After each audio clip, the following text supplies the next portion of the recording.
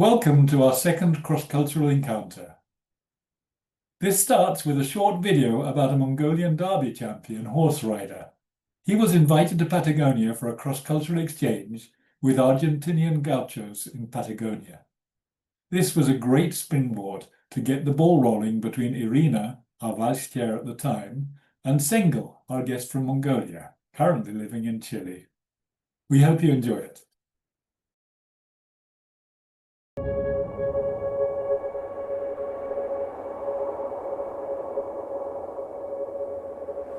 За би Аргентин явах сарын өмнө мэдсэн. Тэгээд Аргентин явахаар болсон гэд хүмүүст хэлсэн. Мормал бид ихтэй хэлсэн нөгөө мормалны адуу малны дурцаас олцох ч гэсэн яваад цаа яваад ирээ нутаг үзээ газар ус үзээд ирээ.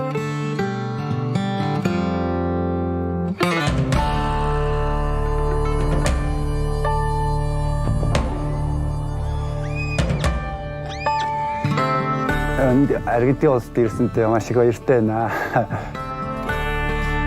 Хамгийн түрүүнд Аргентин улсын одоо үзэх арга бас чухал юмнууд байдаг бол тэрийг үзмээр байна.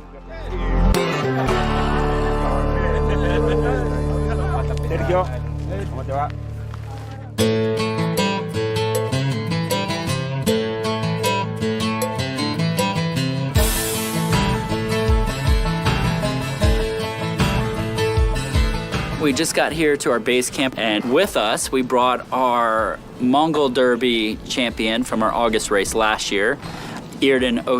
He's a traditional nomadic herdsman, and we sponsored him to come and experience the life and horses of the gauchos. So a bit of a horsemanship exchange here, something we look to grow with the local peoples who work on our races and who are talented horsemen and horsewomen.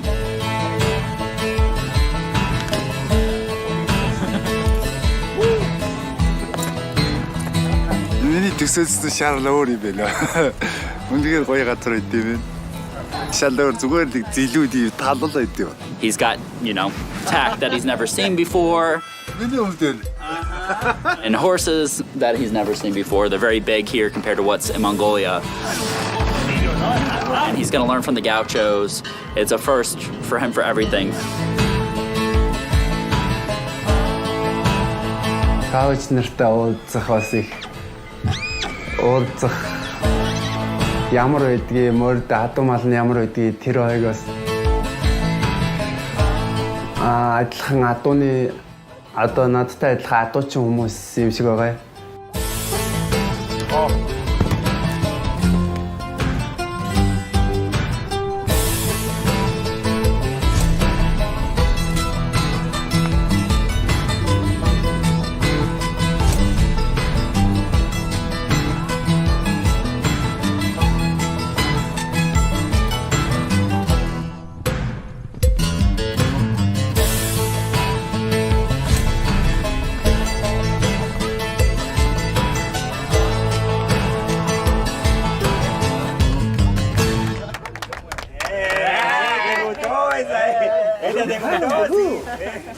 ¿Venís mandando la vuelta? Sí, boludo. Ahora lo voy a decir. Viste, yo no tomo mate como cualquier croto. Vamos. No le ponga calamidad. Эцний юм гэж юм. Гашуу.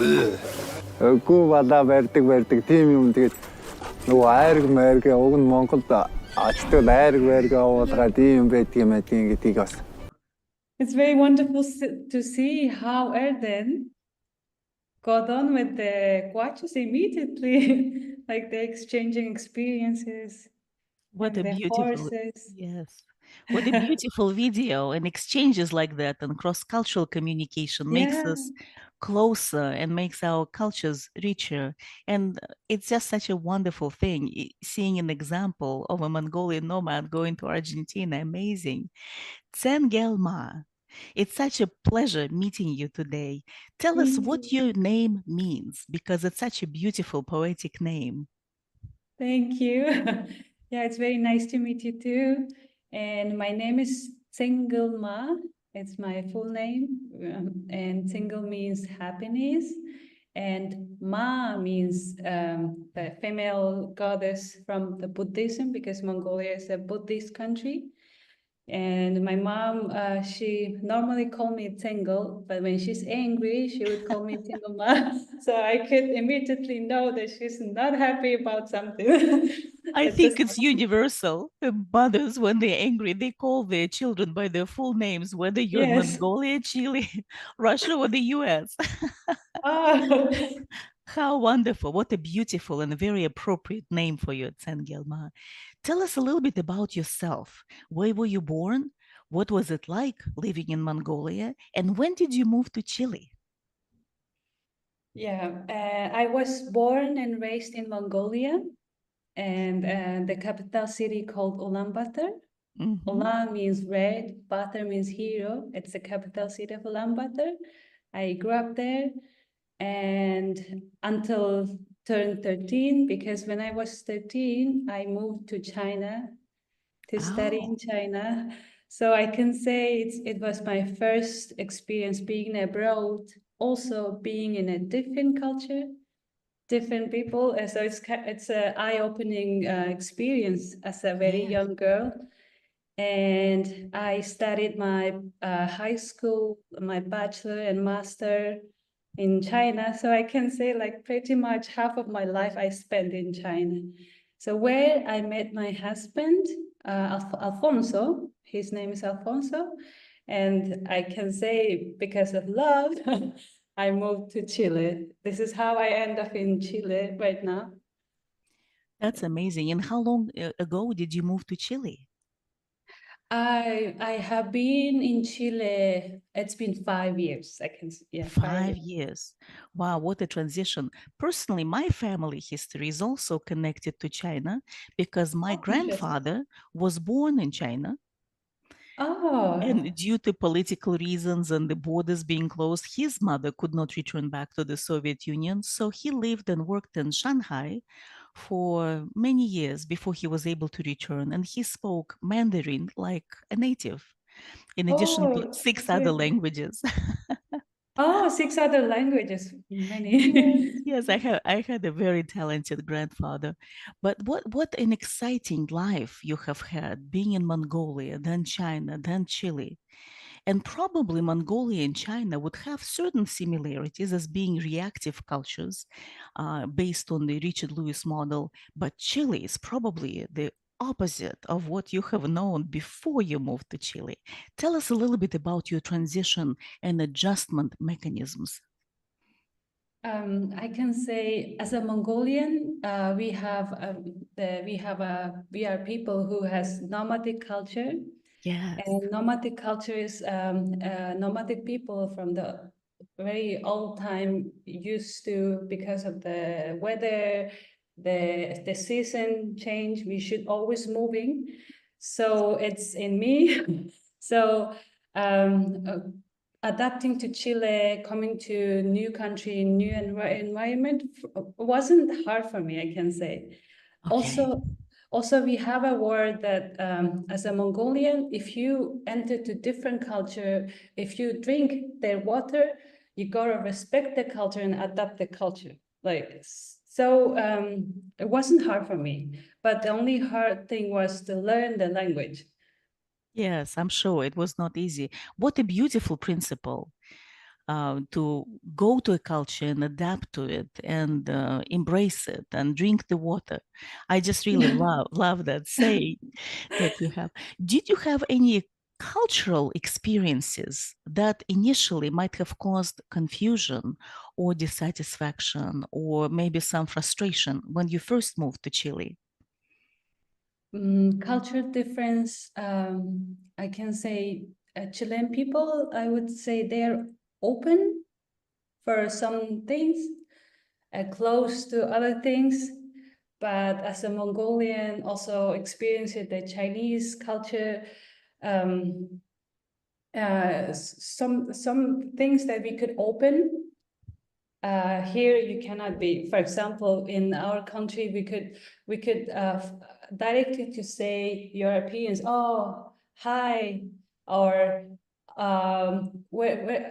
like, what did you eat or where you going? We could ask like directly those personal Yes. questions. But in Chile, it would be more formal, like, hi, how are you? Yes. Yeah, those things was different for me as a cultural difference, if I can say. So you had to adjust to that. And coming from a nomadic culture, I think in the old days that was practical to find out where you're going because the distances were so big.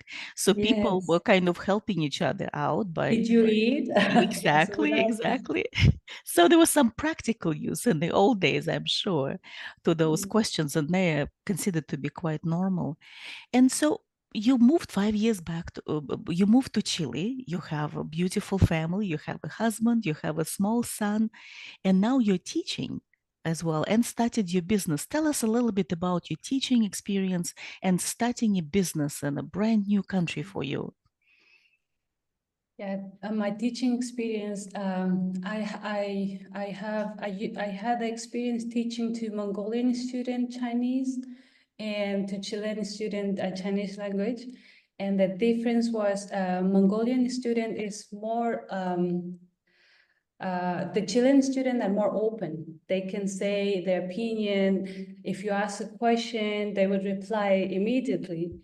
But Mongolian or Chinese, we are more inside. We would think.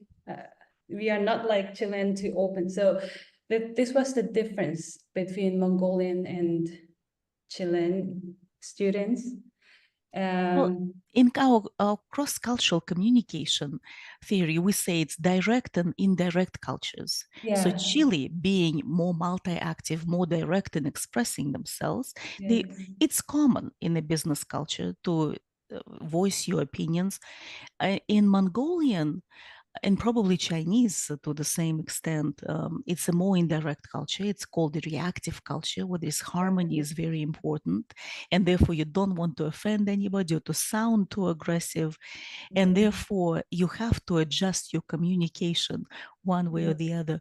So nowadays, when you also open the business, which is an exciting venture, you have a partner, I understand. How do you adjust your personal culture, which will be Mongolian or reactive culture, to dealing more openly in the Chinese, Chilean culture? What did you do to do personally? And tell us a little bit about your business, and maybe you can show us what you're doing. Yeah, it's my second actually business doing in Second. Chile. Oh, excellent. The first I had a business with my Chinese friend. Excellent. We started the business last year, and we import kids products Oh, okay. for kids. From Mongolia. And as Mongolian and with my Chinese friend. Yes. So we are Asian moms, but so the business didn't go well. Okay. And the reason is as a Asian mom and as a Chilean mom, the things we use, the needs, it's different. Oh. So that time I understand, I have to really understand how the Chilean moms to the needs for their child. And for example, as an Asian mom, we like our kids like using warm clothes. Like we put a lot of clothes, like onion, like Yes. layers of clothes. But Yes. as I see Chilean moms, it's different, like because of the weather and stuff. And we brought a lot of hats, like warm things, so it didn't work out. So now I'm doing my second business with Frances.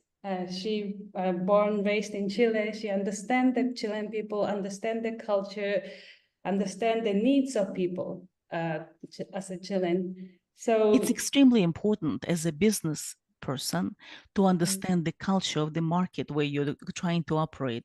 And it comes to understanding the values of the society.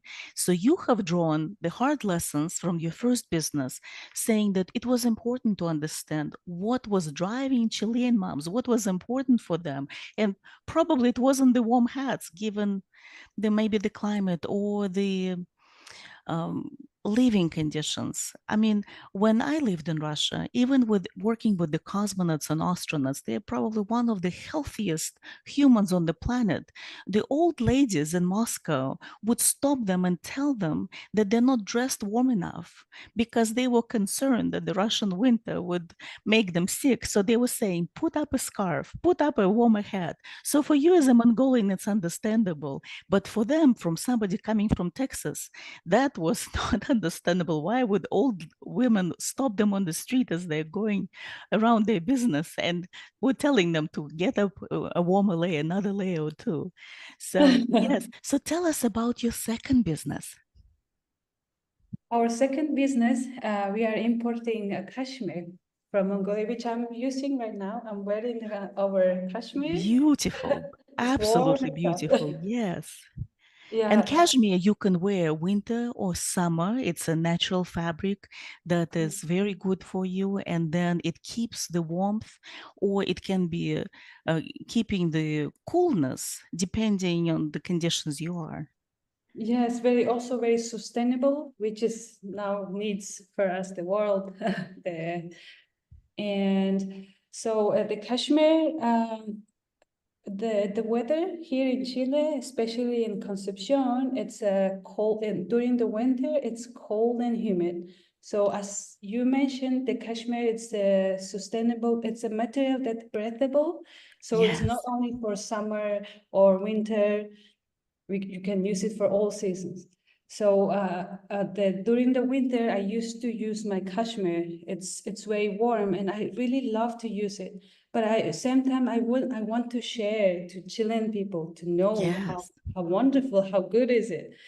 And I was talking with my friend Frances, and I also told her about cashmere, the benefits. Also, it's a sustainable. So it's not like H&M or Zara. Yes. Yes. The Yes. fast fashion is sustainable, good for the environment, the climate, and everything. So that's how we started to bring in Kashmir. But we have a challenge because also the people who in Chile, they don't also rarely know about my country, the Mongolia, about Kashmir, but they have a same there's also they use the wool from the how to say The llama, the alpaca, llamas. Yes, sorry. llamas and the alpacas. Yes. The Yes. alpacas, yes. And so Alpacas. that's why also we have a benefit. We can also the introduce people the difference between llama, alpacas, and the Kashmir. Yeah, Yes. So there is a market for that already. You just want to add yes. your product to show the benefits of this beautiful and sustainable cashmere, which is luxurious and also practical at the same time, and it's not bulky. Yes. So when I travel to Baikonur on many occasions, I think the first time I went, it was minus 56 C. Oh, yeah. And I mean, you cannot be an onion putting so many heavy layers because you wouldn't fit through the door. So having the thermal underwear was the key, and some of it was made with cashmere or cashmere and silk combination of wool. So I'm very familiar with the necessity of having those thin layers to protect yourself from extreme temperatures like that. Can That's I butt very in a nice to second, know. Yes. Irina and Tsengel, because I was very intrigued to hear when you're talking about the cold temperatures that cashmere was originally used to help line, or is it still used to help line the tents and the huts? Is that what you told me at some stage, Tsengel, or am I imagining it? Yeah, also we are nomadic culture, so we use the people originally live in a yurt we call it ger. Right. It looks like dumplings if you see Yes. around. Huts, And tents. so we use it's or started from that. We use the wool to protect the ger to keep the warm. Yeah, and also people starting to use for clothes. So how we discovered cashmere. That is fantastic. And speaking about the stereotypes, as you said, you didn't know much about Chilean culture and the needs of the Chilean moms and what was important for them at the time as you were developing your first business. Most of us who have never been to Mongolia probably also use stereotypes. What stereotypes did you face when traveling to China and living in China, when going to Chile and living in Chile? What stereotypes about Mongolian culture did you face? Yes, of course. I can say in China, China is a big country Of and course. multiple different nations, and one of small nation called Inner Mongolia. Do you know Yes. about Inner Mongolia? There's a interior Mongolia in China, belongs Yes. to China. So people would ask like, Mongolia, from China. It's inside China, right? We have Oh, I have faced this kind of questions before. So I yes. could say it's a different where there's interior Mongolia. I'm coming from the outside the Mongolia, the country. Yes, yes. It's like And Georgia, the state in the US, and Georgia, the country. Sometimes you have to clarify which one you're talking about so people would understand. Yes, I understand. yeah. Also, do you speak Chinese in your country? Like, there's a lot of questions. Of course, I understand the people, they don't know about my country well, they don't know the culture. So I would like to share, I would like to explain. Even in China, people could ask, Mongolia, it's a nomad country. People used to live in a yurt. You guys go to school by riding a horse? I can face those questions sometimes. And no, it's a country. We have a city. We use a car. Blah blah. So you've always been a cultural ambassador to Mongolian culture and anywhere you go because people would just use stereotypes. And as we've mentioned, the stereotypes can be dangerous, but also generalizing about the culture is a fair guide at the national level. If we take, let's say, a soccer team of one particular country, then we can definitely see some national traits, but they would not be true with individuals. And if you allow me, Tsengelma, I'll read you some of the stereotypes that might be typical about Mongolian culture, and you'll tell us whether it's true, partially true, and not true at all. Are you ready? Okay. Yeah. So we might think that, as you've mentioned already, that Mongolian culture is all about nomadic and being isolated. So Mongolians are often stereotyped as living entirely nomadic lifestyles, as you said, going to school on a horse, constantly moving with their herds and being disconnected from modern or urban life. So what would you say about that stereotype? That's not true. And I uh, would probably nomadic traditions are still big part of the national yes, heritage, of course. but Yes. people live in urban environments also. And See, also, but for us, nomadic culture is very important. As a Mongolian, yes, it's very important for us. It's what make us unique, different from because also the rest of the world, it's developing urban culture, but same time we still need to keep our nomadic culture to keep us yes, it's different who we are. It is. So absolutely a beautiful mix of traditional and the contemporary living. yes. Second stereotype, rugged and hard wearing. Mongolians are seen as tough, resilient people who can survive harsh weather conditions, especially the extreme cold of the Mongolian winters, known as Dzud. I'm not sure if I'm pronouncing it correctly, and are physically strong due to their nomadic and rural lifestyles. True, of True. course. Yes, we have a very harsh winter, and also we call it the Ulaanbaatar, the capital. It's the coldest capital in the world. I mean, compared with the capitals, right? Not the Yes. coldest place; it's the coldest capital in the world. Reach until -40 in the winter. So See, that's yes. true. We're Wow, very so that receptive people. and that's where the tradition of beautiful cashmere comes from because the winters are Yeah. harsh. Yes, that's true. It's good. We can. Mongolians are often associated with the image of fierce horse riding warriors linked to their historic legacy, particularly during the time of Genghis Khan and the Mongol Empire.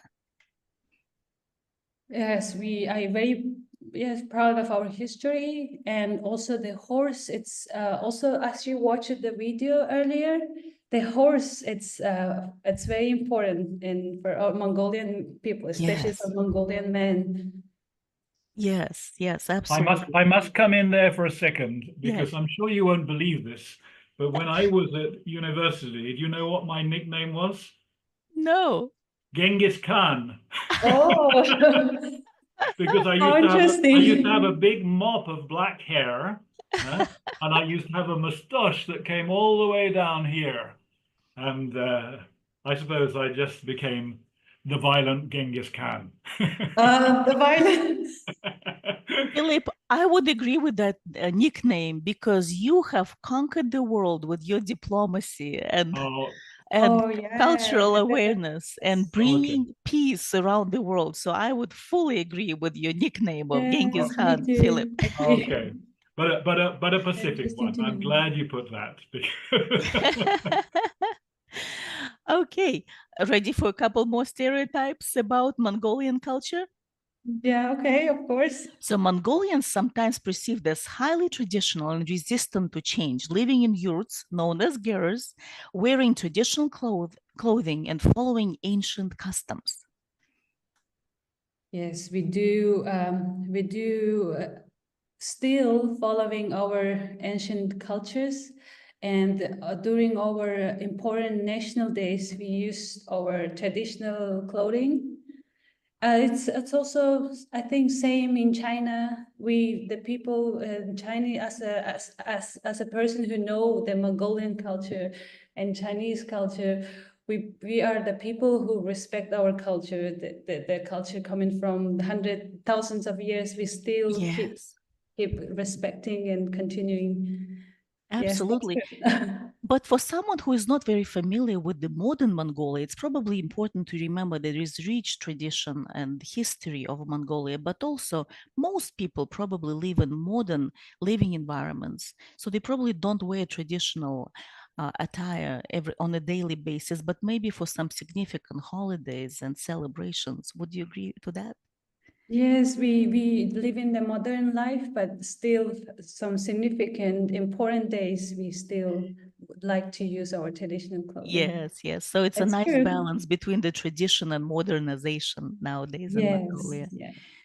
Next stereotype that Mongolians are often thought to have a deep, almost mystical connection to nature, living in harmony with the land and practicing ancient forms of spirituality such as shamanism. And I respect that. The shamanism and live in the nature. That's why we respect the nomadic people who choose nomadic lifestyle, and those people who respect, because nomadic culture is all about respect the nature, Yes. love the nature. Yes. So probably even despite the modernization of the modern society, this strong connection to nature and the ancient traditions is very strong in the society, I would imagine. Yes, it's very strong still. Yes. Mongolians are perceived sometimes as extremely hospitable, welcoming strangers into their homes, girls with open arms, sharing food and drink, and displaying deep loyalty to family and friends. That's true. Yes, that's very true. Very true. Very true. And also, I guess it's a stereotype about the culture, but it depends on the individual characteristics as well as setting and circumstances and schedules and the Yes, expectations. yes, I agree with that. I have another little question here, Yes. actually, and I was remembering, Irina, the conversation you had with Michael about the Russians and doing business with the Yes. Russians and also with the Chinese and the way the typical American and perhaps at the same time the Brit will go in there and not adapt and not adjust to the style.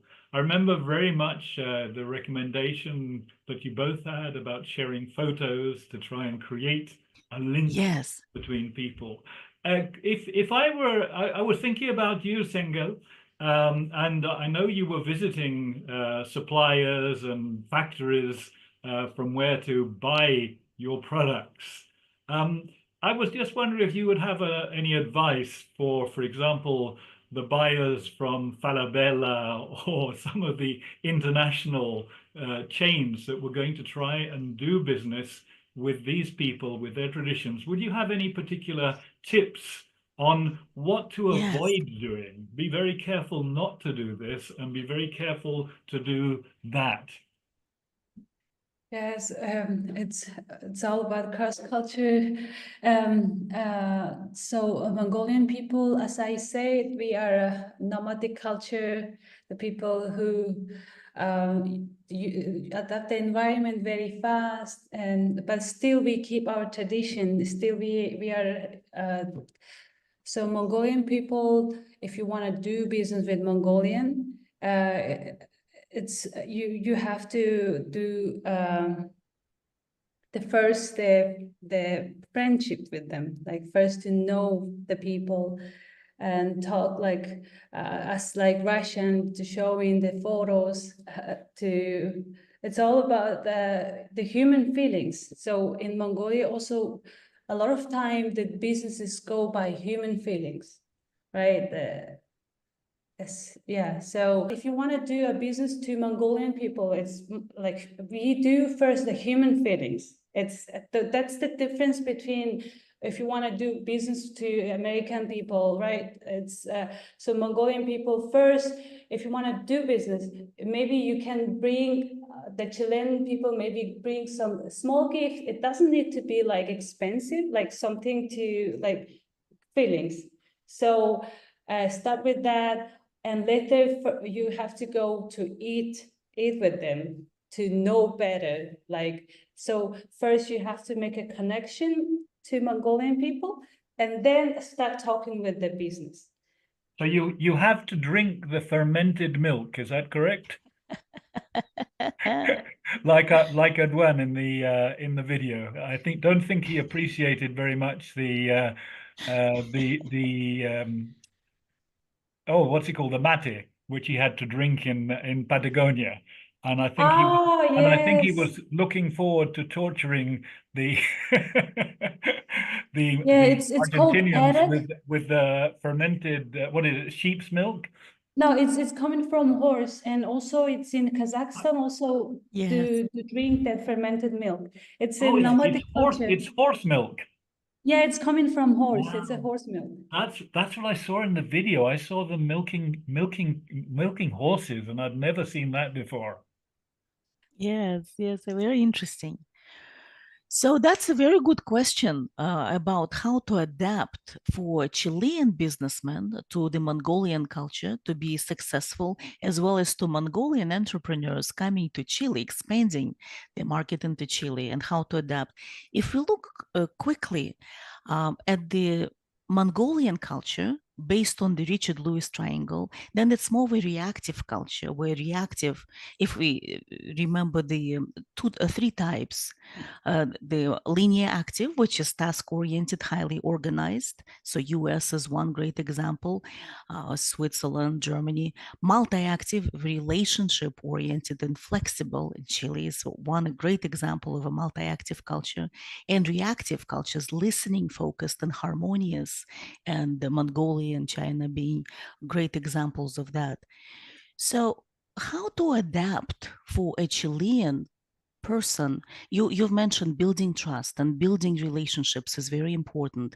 And I think these are the two areas that probably Chile shares with Mongolia, of building personal relationship, taking time to find out, to know who you're dealing with. What other tips, Tsengelma, can you give to somebody in Chile who wants to engage with a great business person from Mongolia? What shall they do? So as I have also watched the video with Michael, and how Russian people do business. And it's relatively very close to me because also we have, because of the Soviet, we are border country. So we also have a lot of influence from Russia as well.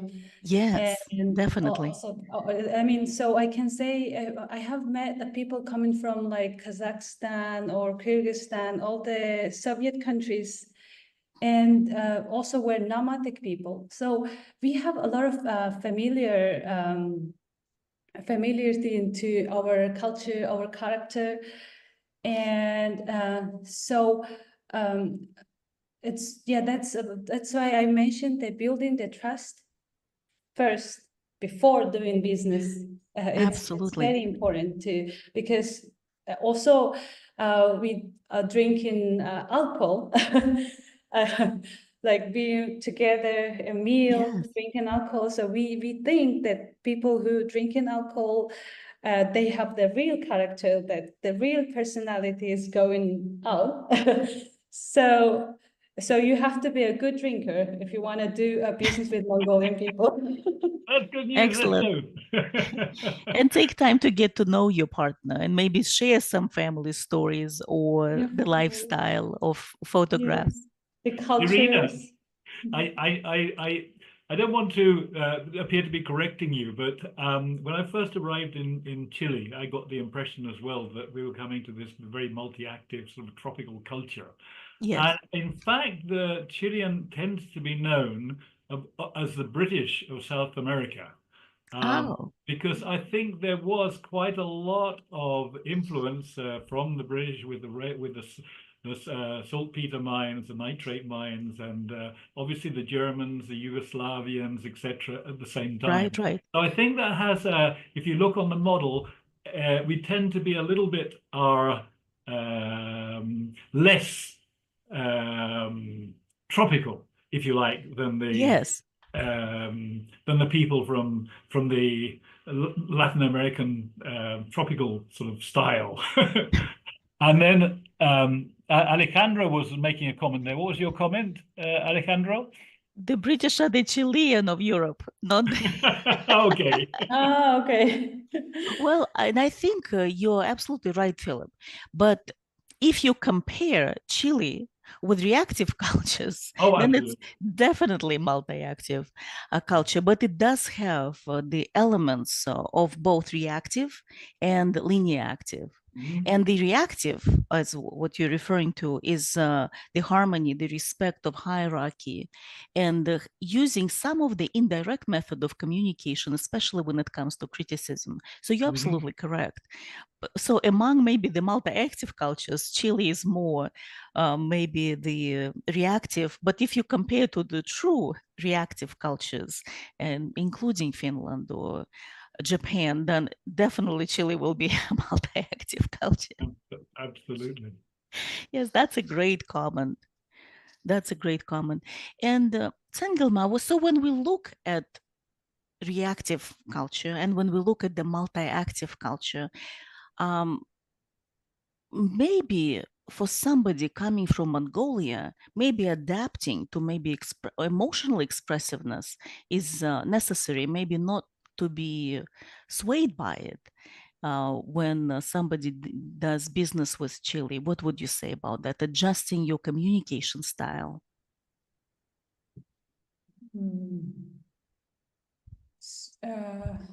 Can you repeat the question, please, again? Yes. What I was saying is that Chile, being a multi-active culture, the Chilean in business world seem to be more expressive and being more emotionally open. And Mongolians are more reserved and more indirect. So for somebody coming from a Mongolian culture, reactive culture, what advice would you give adjusting the communication style when dealing with somebody from Chile, and vice versa for Chileans dealing with the reactive culture? So to Mongolian, as I mentioned earlier, Mongolian people is, we are very, we are very fast to adapt the culture. Yes. Yeah, so I think it wouldn't be so hard to dealing business with the Chilean people. And because why I'm saying that is that also there's I'm living in Chile. It's been 5 years, and also the Chilean. If you see the history, Chile also had the native people called Mapuche. You know, so and then the food culture and personality, if I say, there's a lot of similarities to us, I can say, like, if you see the culture, the characters. That's very interesting what you say about the Mapuche culture there, Tsengel, as well, because you're obviously much closer to it there in Concepcion than we are here in Santiago. Yes. And I think that is the thing. There are not as big differences in Chile as there are, for example, in England, with all the different accents. And as Michael says, a very big difference between the north and the south of England. But it's in terms of an American, for example, which we see a lot of coming in to do business here, and even the Brits and the Germans, they don't have a huge problem adapting here. Right. But they do get the odd surprises. Particularly in sometimes the lack of response, the promises which do not get fulfilled, etc. And at the same time, obviously, we're going through a stage now where, when I arrived in Chile 50 years ago, it's very different. In the days of Pinochet and the dictatorship, when one had to be very careful what they said, to nowadays, when so many of the Chilean businessmen have been to all the top universities, and it's changing so quickly. So that is one of the dangers of stereotyping. But there are some things that you have to be careful not to praise Chilean wine, and not to insult our traditions and things like that. To be a little bit careful on that side. Exactly. Alejandro, do you have anything else there? He's okay, not to worry. And while Alejandro is connecting back, I just wanted to reiterate, when it comes to cross-cultural communication and Philip as leading us through the cross-cultural encounters, I think it's important to adhere to 3 principles. As first, know yourself, know how you sound, how you communicate, and how others perceive you. Second will be know who you are dealing with, which culture you're dealing with, and what are the values, what are the methods of communication, listening, techniques, etc. And third, adapt your style to that of your partners. And whether you deal with a diverse team, and you have team members from all different cultures, and you want to bring the best of the best, whether you're dealing with international markets or whether you start a relationship with international partners, it's very important to know that. And that is why it's important to talk about cross-cultural methods. It's important to learn the cross-cultural communication. So we as businessmen, we as modern managers can be more successful in leading, motivating, and bringing the bottom line to our businesses. Well, that's a great thought on which to close, Irina. We're close on 4 o'clock now. Are there any final thoughts that either of you would like to bring to the table? I would like to express my greatest thanks to Tsengel of daring to come in front of this audience, which at the moment is just 4 people, but when this comes out, we hope it's going to go right around the world. And Tsengel, I would like to wish you every success and a great adaptation and enriching your life being in Chile, and for your business to be very successful. And I hope to see you in person one day. Thank you so much. I'm very glad to be here meeting you and with Philip and Alejandro. Thank you for your time being here. And cross-culture, it's always my favorite topic. And it's very nice to share my culture if you want to do business with Mongolian people.